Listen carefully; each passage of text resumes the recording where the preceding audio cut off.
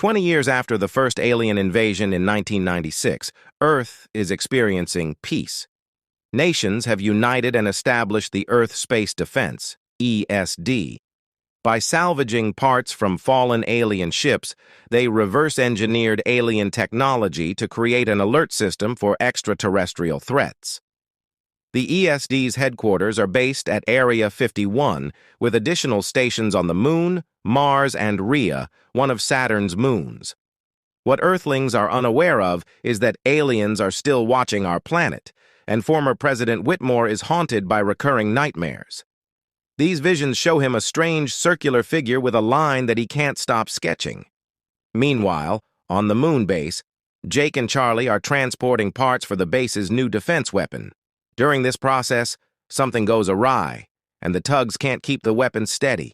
Commander Jong orders them to pull back, but Jake defies instructions, using his ship to stabilize the weapon. He activates the fusion drive, risking the ship's destruction, but manages to secure the weapon just in time.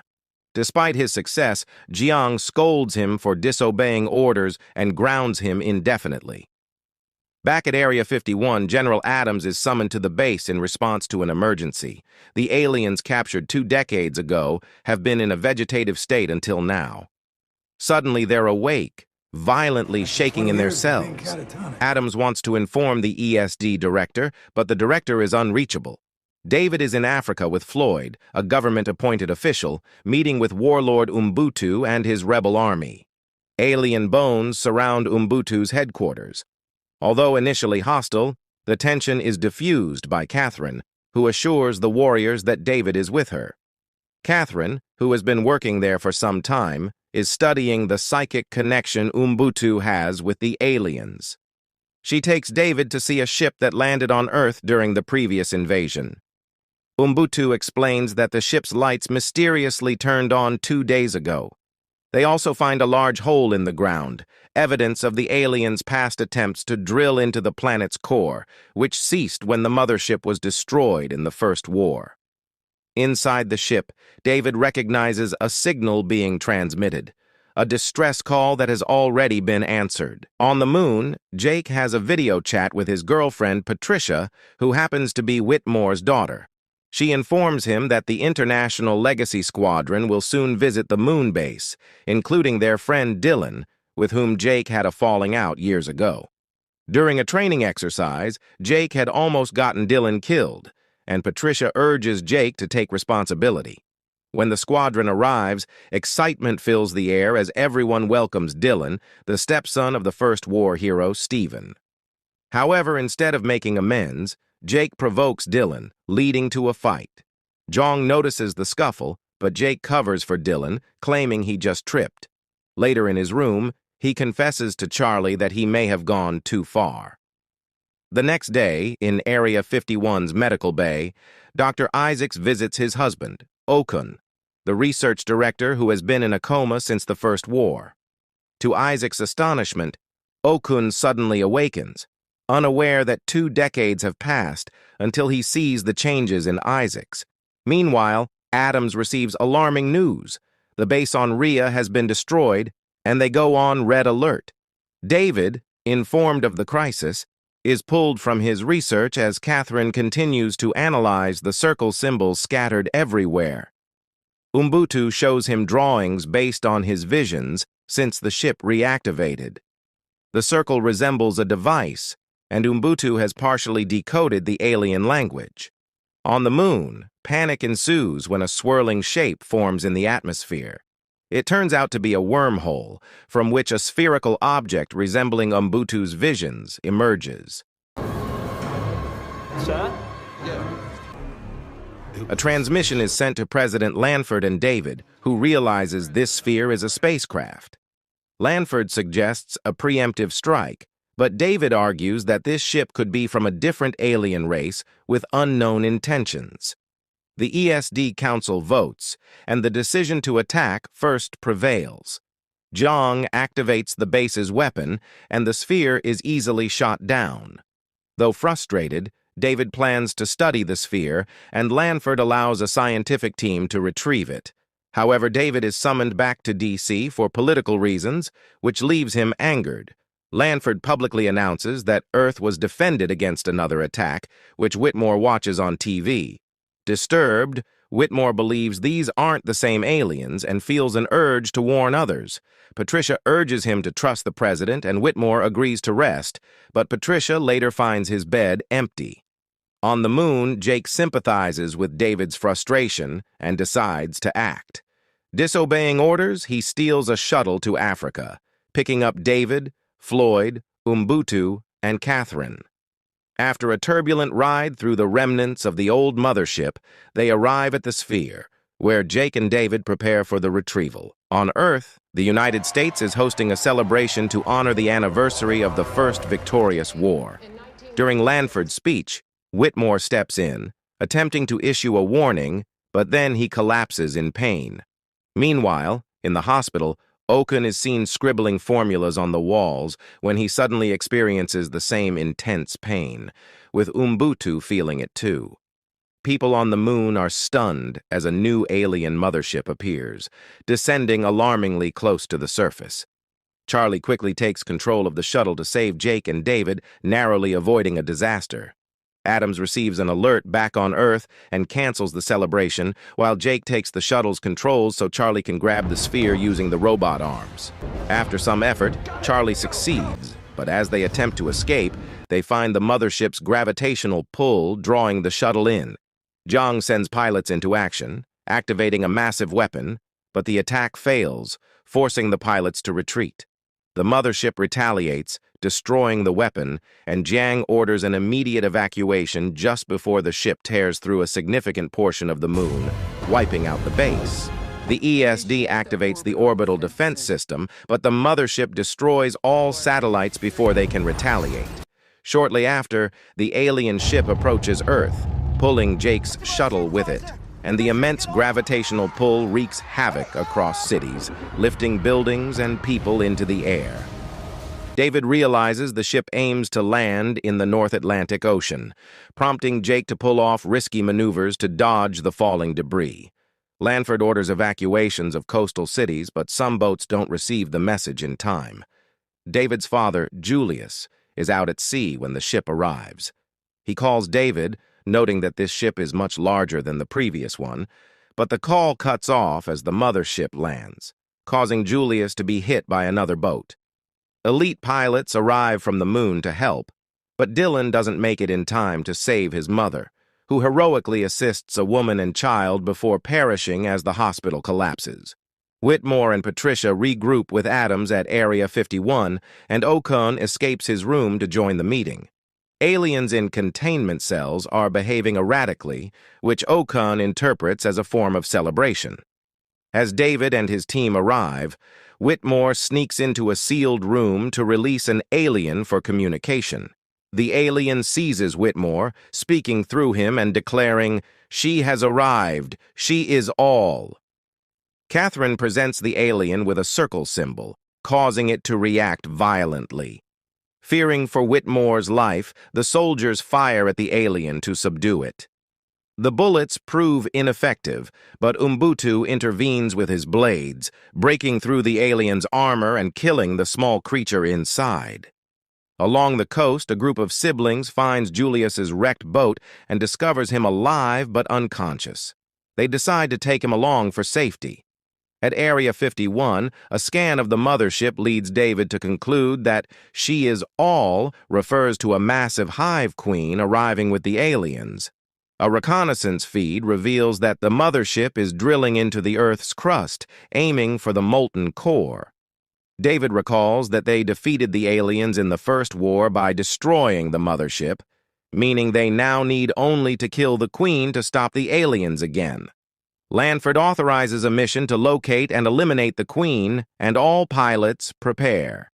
Drones will lead the way to disable the shields, allowing bombers to deliver cold fusion warheads through the hull. As the pilots approach, the mothership's defenses activate, and they struggle to penetrate.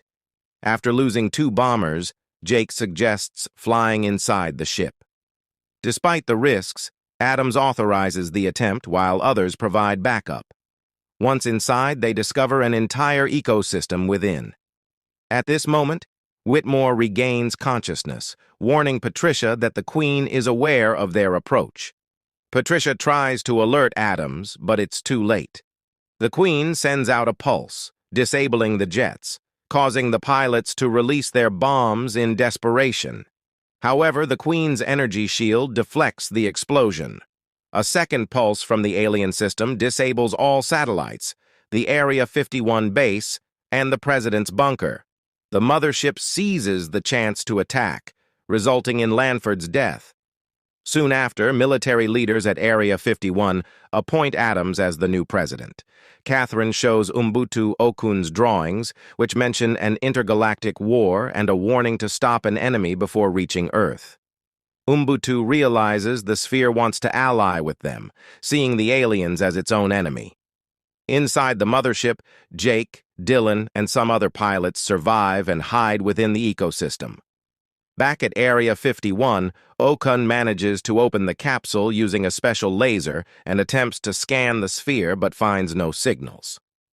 Floyd curiously touches the sphere, which momentarily absorbs his hands, activating and learning English from his mind before communicating. Simultaneously, the Queen detects a signal on her system and decides to equip a massive set of armor. The pilots can only observe as the top of the mothership abruptly detaches, preparing for a fresh assault.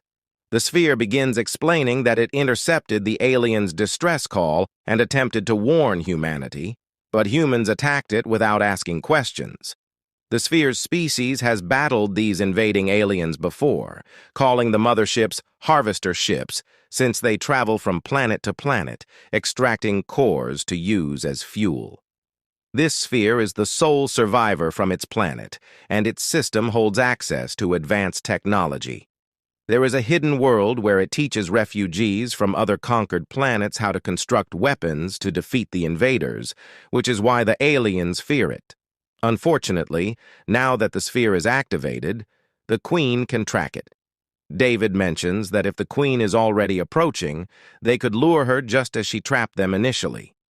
Okun and David plan to hide the real sphere inside an isolation chamber and mimic its radiation signal with a decoy inside a tug loaded with cold fusion bombs, hoping the Queen will follow it into a trap. The only requirement is a method to track the Queen, and Adams reveals he still has a radar truck from the initial war.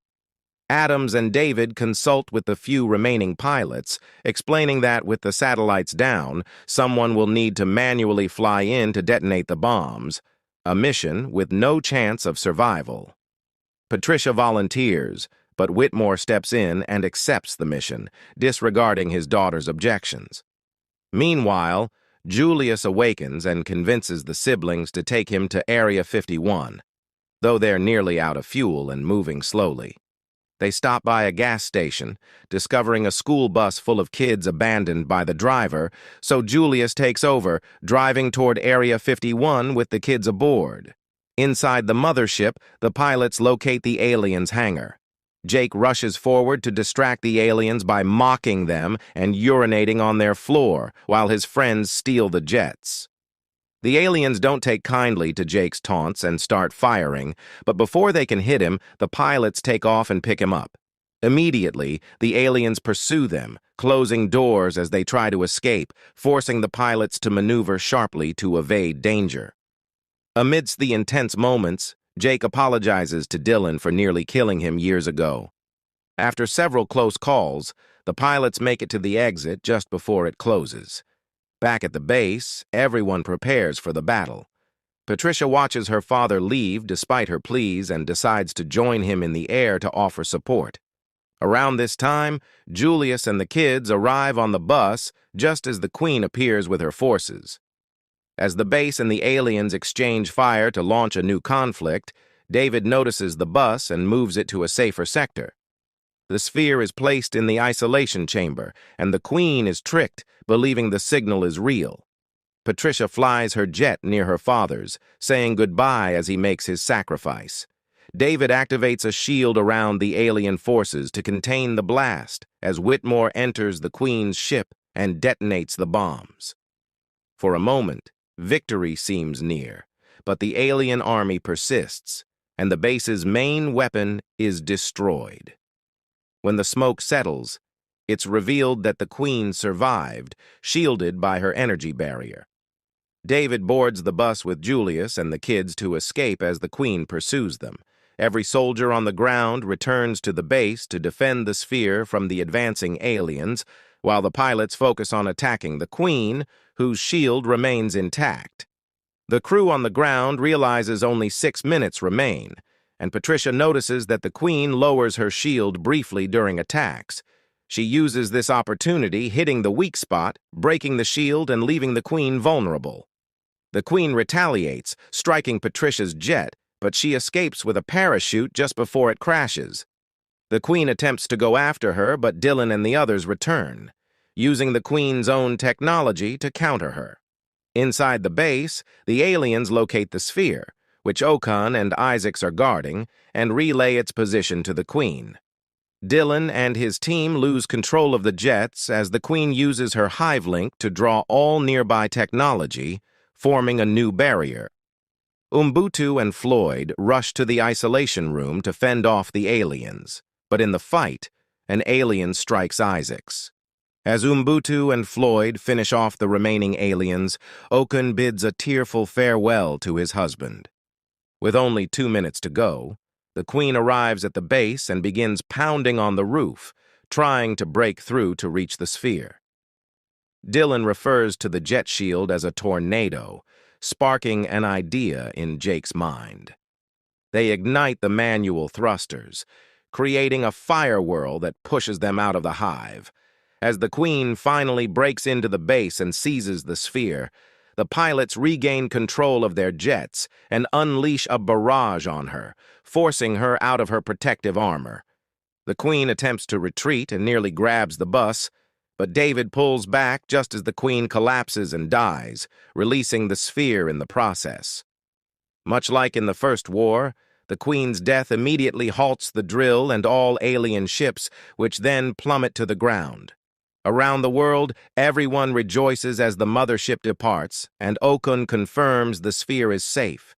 David expresses concern about Earth surviving another attack, but Okan reassures him that the sphere has a training program on a shelter planet, making humanity's next step joining the intergalactic war. Subscribe for more videos like this, turn on notifications, and leave a like to support the channel. Thank you for watching.